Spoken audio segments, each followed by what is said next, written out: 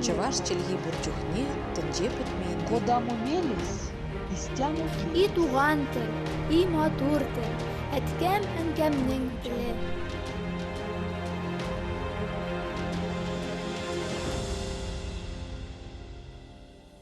Исәнсіз, сіз Татарстан 24 телеканалында туған тіл тапшуын қарайсыз. Сізнің білән Гүлүсә Сыңғатуллина. Бүгінгі тапшу көрнекле әдип прозаик. Татарстанның халық язучысы Әмирхан Еникинең тормыш юлы, иҗат үзенчәлекләре һәм килер буыннарга калдырган гаҗайып әдәби мирасы хакында. Әмирхан Еники 1990 елның 17 февралендә элекке Уфа губернасы Бәләбәй өязе Яңа Каргалы авылында дөньяга килә. 1911 елда аның әтисе гаиләсе белән Яңа Каргалыдан 40 чакрым ераклыктагы Дәүләкән дигән авылга күченә. Әмирханның балалык һәм мәктәп еллары шул авылда уза. Яшьтән үк әдәбият, иҗат эше белән кызыксынган Әмирхан 1925 елның җәендә Казанга килә һәм китап кибетендә курьер булып эшкә урнаша. Бер елдан ул Казан дәүләт университеты каршындагы рабфакка укырга керә. Шушы чорда көндәлек матбугат битләрендә аның хикәяләре күренә башлый. 1927-1933 еллар арасында Еники Донбасста ликбез курсларында укытучы, Казан мех фабрикасында сортировщик, Кызыл Татарстан газетасы редакциясында штаттан тыш хәбәрче хезмәтендә була. Бер үк вакытта 1931-1933 елларда Казанда хезмәтне фәнни оештыру институтында укый. Алга таба ватан сугышына кадәр төрле оешмаларда эшли. Нигездә эшчәнлеге укытучылык белән бәйле була.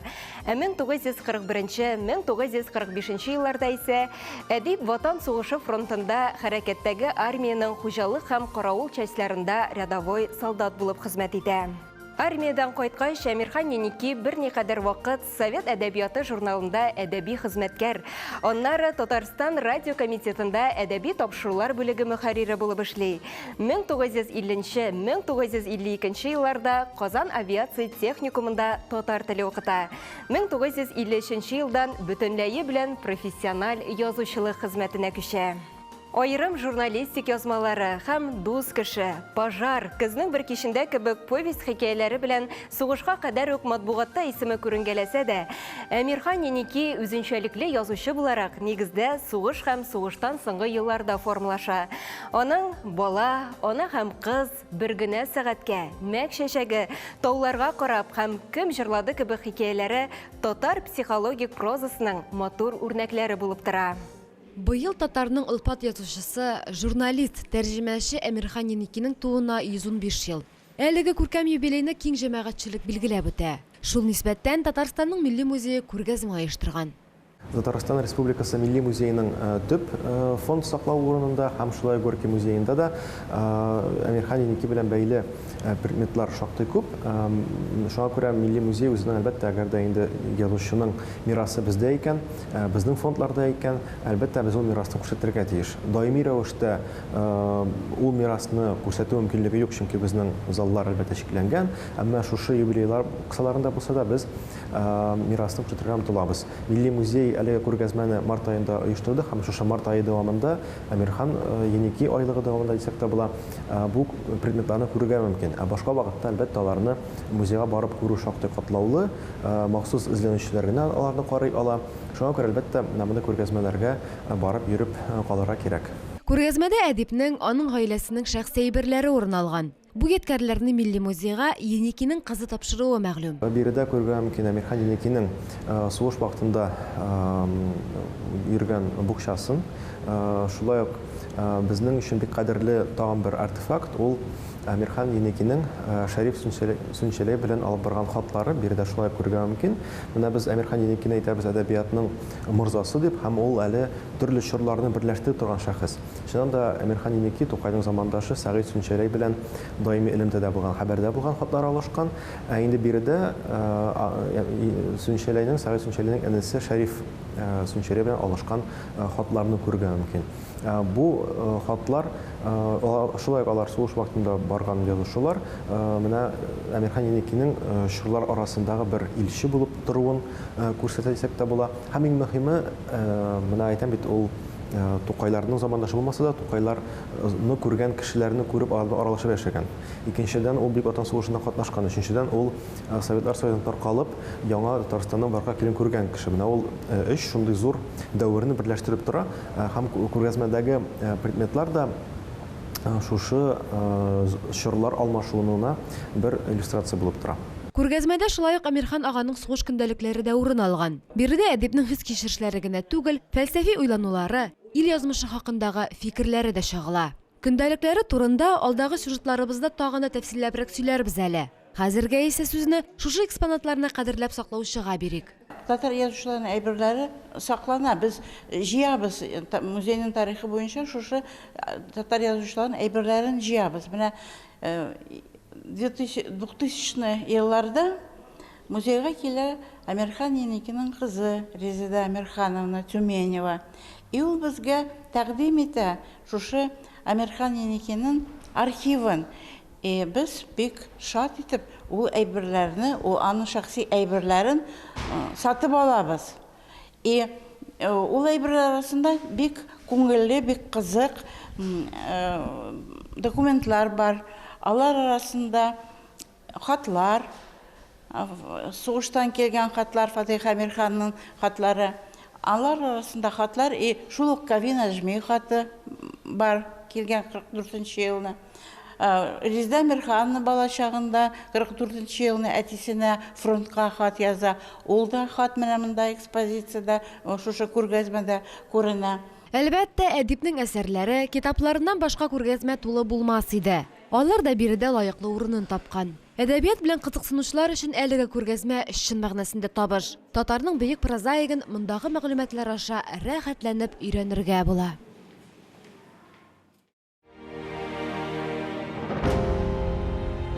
Әмирхан Еники турында сүз әйтү бер вакытта шитендә, рәхәттә. Шитен, чөнки ул бик катлаулы, үтә дәнешкә күңелле художник. Әйтә белмичә әйтсәң, тота белмичә кулдан төшереп баткан хрусталь ваза кебек.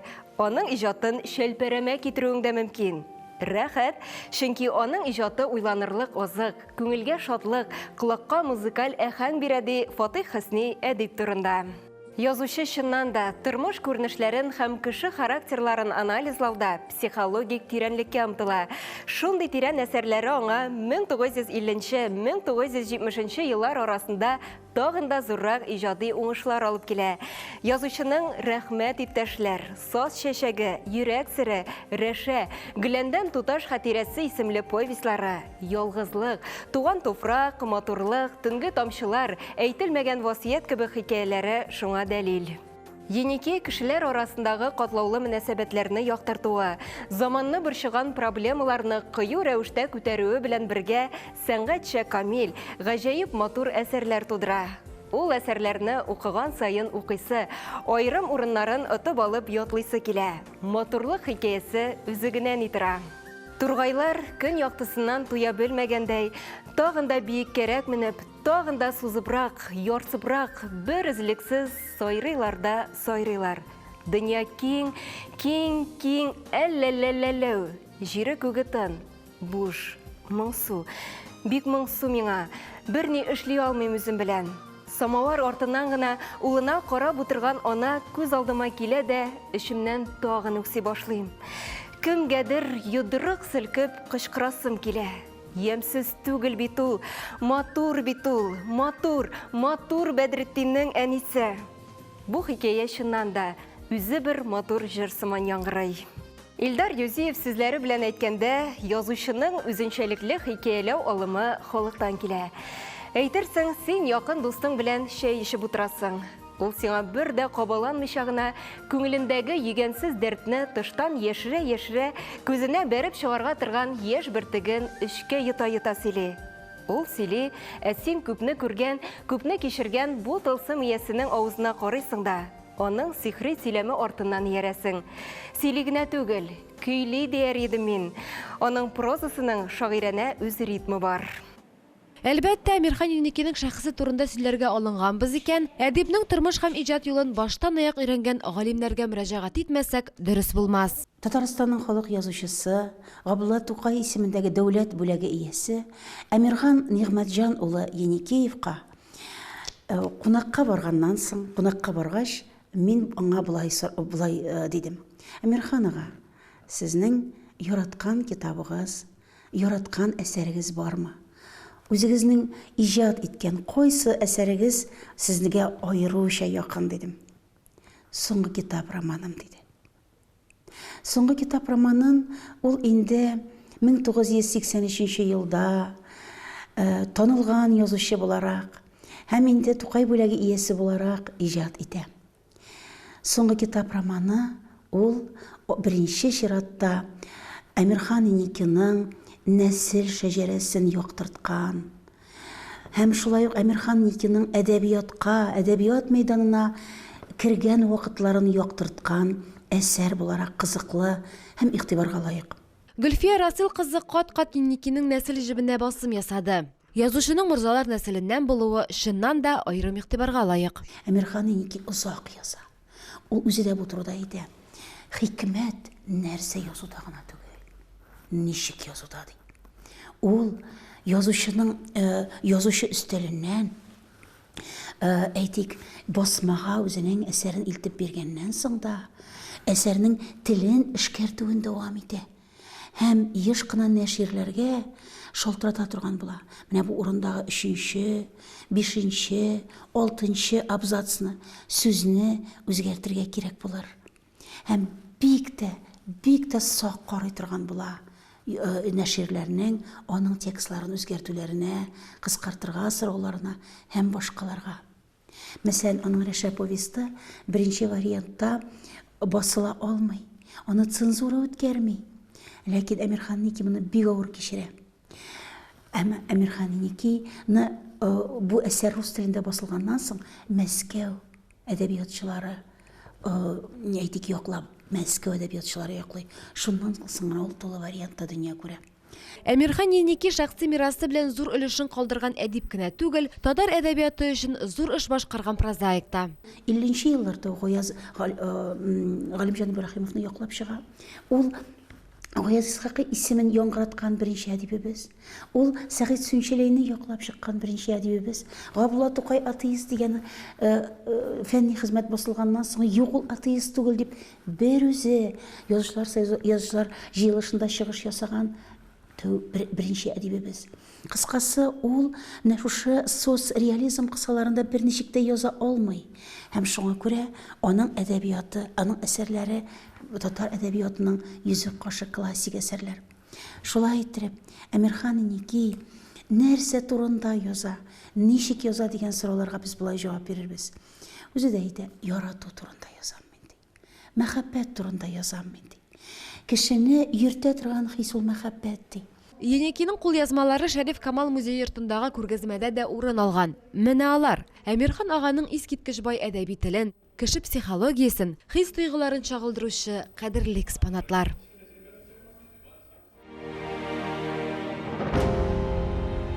Әмирхан Еники иҗатында юмор, сатира, әдәби тәнкыйть, очерк, публицистика, мемуар жанры әсәрләре һәм әдәби тәрҗемәләр дә зур урын били. Күңелсез мәҗлес, кунакта, бөке, сыбызгы кебек кыска хикәяләрендә ул тормыштагы тискәре кешеләрнең сатирик портретларын тудыра.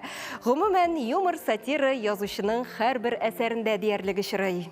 Еникинең иҗтимагый тормыштагы актуаль мәсьәләләргә багышланган публицистик мәкаләләре, очерклары, әдәбият сәнгать турындагы уйланулары һәм истәлек язмалары бергә тупланып 1983 елда аерым китап булып та чыга. 80нче еллар башында исә Казан утлары журналы битләрендә әдипнең яңа әсәре, автобиографик материалларга нигезләнеп язылган «Соңгы китап» исемле документаль повесте дөнья күрә. Әмирхан аға әдәби тәржімә ұстасы да. Ул рус һәм чит ел авторларының хикәя повестларын һәм күп кенә сызсыр халык әкиятләрен татар теленә тәрҗемә итә. Аның үзенең дә төп әсәрләре рус теленә һәм башка милли телләргә тәрҗемә ителгән. Бу гаҗәп тә түгел. Еники һәр халыкта үзенең укучысын таба алырдай, дөнья сәнгатендә үз урынын булдырган шәхес. Язучының әдәби иҗаты Совет хөкүмәте тарафыннан да югары бәяләнә. Ул Кызыл хезмәт байрагы һәм почет билгесе орденнары белән бүләкләнә. 1984 елда аңа юлчы исеме белән чыккан хикәяләр җыентыгы һәм русча тәрҗемәдә басылган повести и рассказы китабы өчен Татарстан Республикасының Габдулла Тукай исемендәге дәүләт премиясе тапшырыла. Әмирхан Еники язучы гына түгел. Ул әдип, ул акыл иясе, ана теле сагында торучы, халкы милләте турында киеренке уйланучы, халыкның азаклыгы өчен көрәшүче, шул көрәшнең ысулы итеп әдәбият мәйданына чыккан баһадир. Әмирхан Еники гомере буе шул гамәлдә булды. Рабит Батулланың әлеге сүзләре белән һич кенә дә килешми мөмкин түгел. Әмирхан ага үзе исә иҗаты турында бер интервьюсында булай ди. Беләсезме, мин соңгы елларга кадәр үземне классик язучы, ылы язучы итеп тоймадым да. Ул хакта уйламадым да диярлек.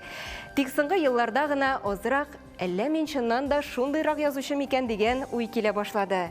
Чөнки миңа игътибар арта төште. Тәнкыйть тарафыннан, җәмәгатьчелек тарафыннан чакырулар, сөйләтүләр күбәйде. Еники иҗатын барлауны дәвам иттек. Сугыш көндәлекләре жанры әдипнең иҗатында аерым урынны били. Марсель Галиев ышкындырды. Әле Әмирхан Еникинең бер шундый кызык әсәре бар. Яңа жанр кертте ул татар әдәбиятына диде. Ул безнең фронт дәфтәре дип әйтте. Без аны Казан утарында бастырдык. Ул аны гарәп шрифтында сугышта алып барган. Бу мине бер яктан шаккаттырды, чөнки мин беләм инде бу шрифт тыелган иде бит шакта. Һәм Әмирхан Еники корреспондент булып эшләмәгәч, тагы мине бер сорау туды, ничек аларны саклаган, чөнки аларның иде бишмешокларын гел тикшереп, шпионлыкта гаепләп, бернди язу хотлар гына җибәргә рөхсәт булган. Татар әдәбиятында көндәлекләр күренмәде, чөнки бездә цензура бик булды, һәм бездә язучылар үзләрен саклаганнардыр дип беләм мин, күрсәтмәгәннәр инде. Менә мин бу жанрны очратмадым. Һәм Марсель абый инде әйткәч, эзли башладым. Менә китабыннан иртә белән торып укыдым, шаккаттым, ничек без әдәбият белгечләре бу әсәрне югалтканбыз, бер җирдә телгә алмыйбыз. Чөнки феноменальный жанр буларак татар әдәбияты тарихына керә безнең бу әсәр. Көндәлекләр 41-44 еллар дәверендә алып барылган. Календар принцибына нигезләнгән. Сержантка әверелгәч, әдип аларны кыр сумкасының төбендә саклап йөртә. Тагы мине бик нәрсә сөендерде. Экспериментлар ясый үзенең сугыш көндәлегендә, күз алдыгызга китерге сугыш, һәм ул менә үзенең образлар өстендә эшли. Күрәм, инде менә рус язучыларындан өйрәнеп, әлбәттә, образны ничек үстерергә була, ләкин милли юл белән китә, үзебезнең дастан традициясенә таянып, фольклор традициясенә таянып, менә сугыш турында күзәтүләр ясаганда, кеше тормышын чәчәк белән чагыштырып, һәм менә бу сугышны җил белән чагыштырып, һәм җил чәчәкне кыя алса да, тамырыннан тартып ала алмый. Менә кеше рухына шану. Әлбәттә, бу әзрәк инде безнең романтик гасыр башындагы әдәбиятның йогынтысын без күрәбез, ләкин менә монда кушылып дастан традициясендә безнең китә. Әмирхан ага бер генә сәгатькә хикәясенә нигезләнеп киносценарийда иҗат итә. Бу язучының үз иҗатына ни дәрәҗәдә игътибарлы булуын тагын бер кат дәлилли. Әмирхан Еникинең әсәрләре сәхнә өчен, кино өчен язылмаган. Чөнки без анда күрәбез кешенең ичке дөньясын.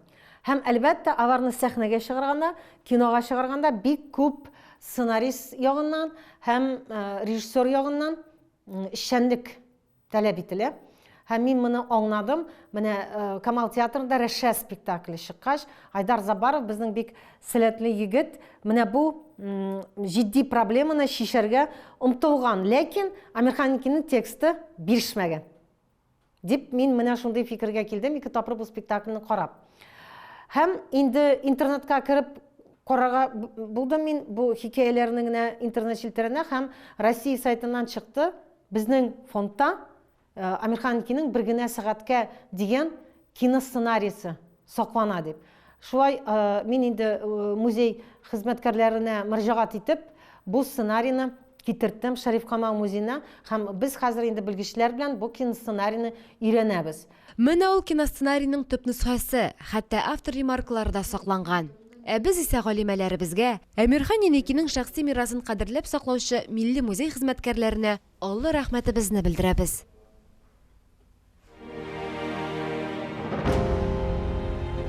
Шушының белән тапшыруыбыз ахырына якынлашты. Без бүген күренекле әдип прозаик, Татарстанның халык язучысы Амирхан Еникинең тормыш юлы, иҗат үзенчәлекләре һәм килер буыннарга калдырган гаҗәеп әдәби мирасы хакында сөйләштек. Сез Татарстан 24 телеканалында туган тел тапшыруын карадыгыз. Сезнең белән Гөлүсә Сыңгатуллина булды. Сау булыгыз, киләсе очрашуларга кадәр.